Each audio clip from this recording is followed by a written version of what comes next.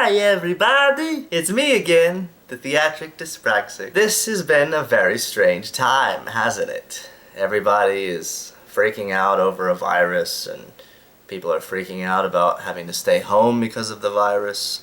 People are talking about police brutality and holding rallies and protesting, and I don't really have much to say about that. So the past several videos that I've made, I realize have been a bit on the negative side.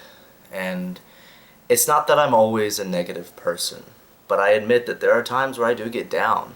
And unfortunately, the times where I get up, where I feel good about myself or feel good about things going on, I just tend to just enjoy it rather than broadcasting it. It's really strange how it works that way, because it should be the opposite. Whenever you're happy about something and your circumstances are going well, you should want to express it. When you're going through something, that should be the last time that you would want to let people in about it, or at least show it to the world. But oftentimes that's not how we operate. It's usually when we're at our lowest. That's when we really have something that we need to say. It's really hard to do stuff like this when you're a dyspraxic, because there's always a barrier between your thoughts and your feelings and how you express them. Just like with anything else, it's getting what's in your head across to make a point. And it's really hard to do that in communication. There are different factors to this. Sometimes it's our speech patterns. Dyspraxia does affect our speech. So the way that our brain works is that we have a hard time processing our own thoughts. Information comes in like it does for anybody else, but we have a hard time regulating it. And if you also have ADHD, which I believe I most likely have as well, your brain is usually going too fast for you to even be able to truly process it. I mean, you can become aware conceptually of the thoughts that you're having. And what you're taking in, but if you try to slow down, well, it's hard for your mouth and the communication center of your brain, the speech center of your brain, to truly convey what it is you're wanting to say. So as a result, we end up freezing up, we end up stammering. I stammer all the time, and things come out in a weird way, just because of the way that I talk and the way that I communicate in my speech patterns, especially lately, because I haven't really been talking to a whole lot of people. Aside from Zoom meetings that I've been in with other dyspraxics and my brother, I really don't spend a lot of time using my voice. And I used to be really quiet. I think I'm a bit more social than I used to be, but I still get that way sometimes. And I think the reason why I could be so quiet is because I often come across in an awkward way. But anyway, that's only one of the reasons why my videos end up becoming disjointed and having this awkward, unorthodox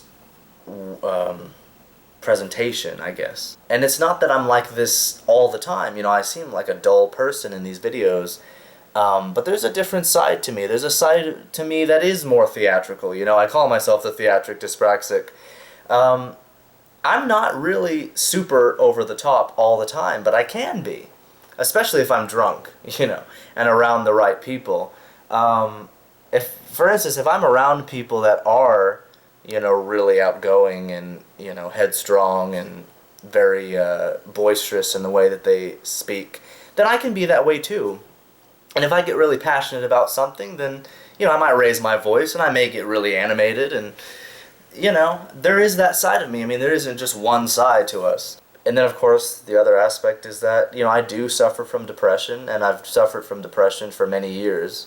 You come across a certain way when you are depressed, and you're used to being depressed, and you're used to hating yourself. In the past few videos that I've made, and some of the videos I've made in the past, I've been really down on myself. And I get upset, I get just self-loathing, I get frustrated.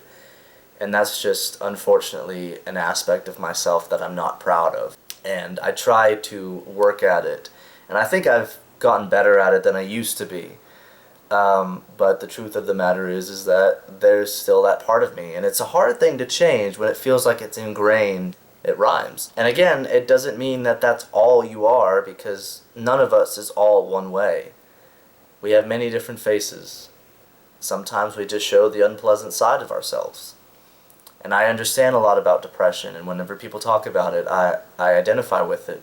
Of course, my situation has always been different, because I've known a lot of people who suffer from depression, but that's all they suffer from.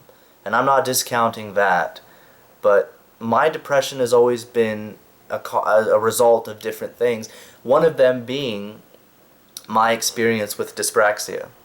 And dyspraxia, as anybody who has it can tell you, is a hard thing to live with sometimes.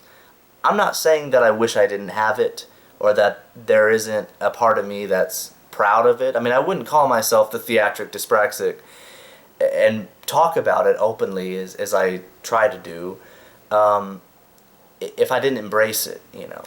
But I didn't know I had dyspraxia for a long time. And I know people who didn't know they had it for even longer, so I don't have any reason to really complain. Because I was still technically relatively young whenever I discovered what it was. Now the process is trying to sort of undo that side of me and to try to gain a bit more self-respect. Because that is my number one problem, is that I have so little self-esteem. And I need to realize that I'm not as horrible as a person as I make myself out to be. And probably the fact that I have such a low opinion of myself is probably the reason why a lot of other people have a low opinion of me. And my insecurities have gotten in the way of a lot of things. And if I just had a bit more confidence, and if I just believed in myself a little bit more, which is hard to do when you suffer from depression, and it's really hard to do when you suffer from dyspraxia. Because dyspraxia makes so many things awkward and clumsy. You know, you try to talk, and there's just this blockage. There's this delay. And unfortunately, it leads to you just going into these bouts and just going into this shell where you just ruminate and just feel this intense self-hatred and this hatred of your life, because all you ever want to do is feel normal, because you are normal inside of here. You're just like everybody else. You are just as intelligent as everybody else. You're just as observant. Some of us are more observant than regular people, or neurotypicals, because we have had to be. I mean, that's just a skill that we've had to learn. We've had to learn to adapt, because we always knew that we were different in some way. And it's not just because we bump into things, or because we accidentally drop things, or, you know, it's everything. I mean, people don't want to mention it, people don't want to talk about it, but dyspraxia affects every aspect of your life, pretty much. It has me, and it has mine, blah, blah, blah, blah. Yeah, sometimes I do make videos that do seem a bit, boorish and downtrodden, and whatever fancy synonyms you want to use for the word depressing. So anyway, talking about that, I want to talk about this channel and what I plan to do in the future.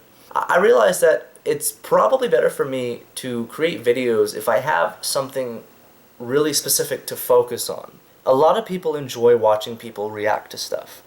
And I'm one of those people that whenever I watch something, like say I'm watching something really stupid or even something really good, especially like with my brother or with somebody else, I make a lot of observations. I riff on whatever I'm watching a lot. I'll make up these scenarios for how the scene's gonna go, which of course is intentionally misleading. But I react to things in a certain way.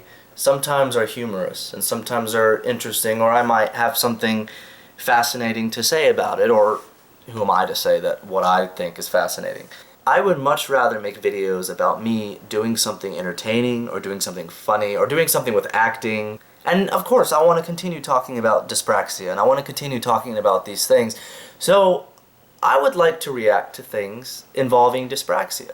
And by reactions, I don't necessarily just mean videos or songs or whatever.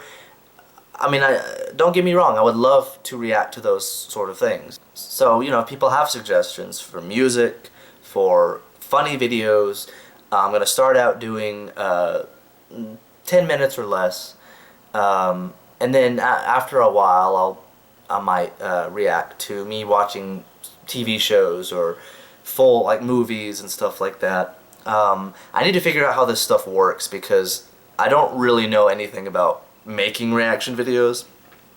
I don't know anything about how Patreon works. I hear people talk about Patreon all the time. I have a vague idea of what Patreon is, and it would probably be a good idea for me to create a Patreon if I want to continue doing stuff like that.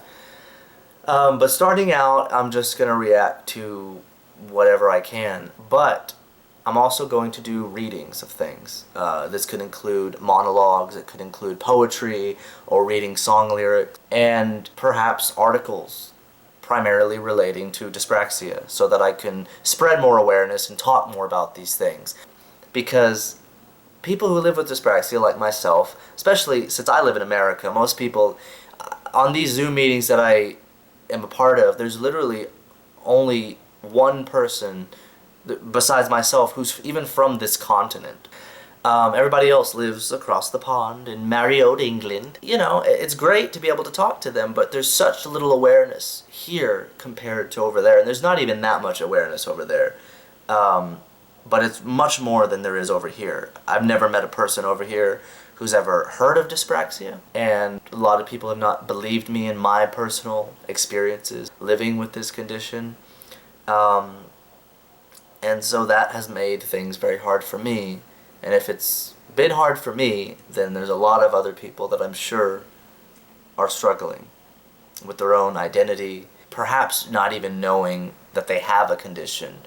They probably think they're stupid. They probably think they're clumsy. But I know what it's like. And if we could educate people more and spread more awareness, then maybe we could change things. So I'd like to continue doing stuff like that. I wouldn't mind doing sort of interviews, primarily through Zoom, with people with dyspraxia, so we can talk about our experiences, because it would be easier for me to actually communicate with another person rather than doing what I'm doing here and just making a video of me talking to just the eye of a camera.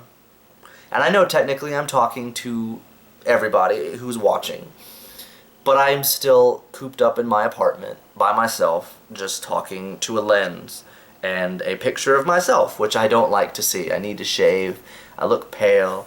I shaved my head, yeah. And I've got a nice little English cap. I look like a newsboy. God bless us, everyone. So, in summation, that's a nice word. If you would like me to make videos reacting to something or reading something, so if you have an article, say if you've written an article for Dyspraxia in Life magazine, or just in general, maybe it hasn't even been published, but you would like for me to read it on camera, I would love to do that. And if there's videos that you'd like me to react to and watch, or songs that you'd like for me to listen to, then feel free to suggest. There is always a possibility, since I do listen to a lot of music and I've listened to all sorts of different kinds of artists and stuff, that you may suggest something that I've heard before. So if I don't react to it, then don't take it personally. It just probably means that I've heard it before. And I have no interest in reacting to things that I have already experienced, because otherwise what's the point? You know, the same goes for comedy. If there's comedy you'd like me to watch, stand-up, or just some stupid video, or non-stupid video, just entertaining comedic video, then you know, drop it down below. Just let me know. Just let me know. But that is pretty much all that I wanted to say. So I just wanted to make this video. I never know how long these turn out to be. They always end up being longer than I want them to be, because I tend to ramble on. But I certainly hope that I hear from people in the future, and people can suggest whatever they want to suggest. And I'll try to get around to making reactions to them. Alright? So, bye-bye.